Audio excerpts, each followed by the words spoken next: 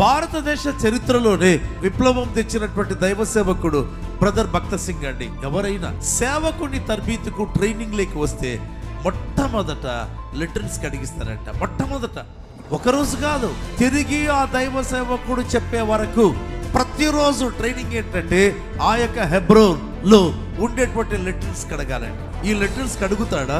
ఈ సేవనే వద్దనుకొని పోతాడా? ప్రవీణ వల్ల దేవుడు కూడా సేవ ప్రారంభంలో పరీక్షలు పెడతాడండి. కొన్నిసార్లు తిండికి ఉండదు, వస్త్రాలకు ఉండదు, లేకపోతే తన అవసరతలకు ఉండదు. అంటే మొట్టమొదట చాలా కఠినమైన పరీక్షలు దేవుడు పెట్టడం ప్రారంభిస్తాడు కొంతమంది జీవితాల్లో. అంటే ఉంటారా? సేవనే వద్దనుకుంటారా? అంటే ఈ లోకపు భోగ భాగ్యాలు కోరి సేవకు వస్తుంటున్నారా? లేకపోతే ఇంకేదైనా ఉద్దేశమా?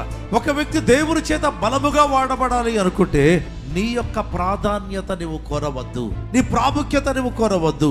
అక్కడే నీ ఓడిపోతుంటున్నావు.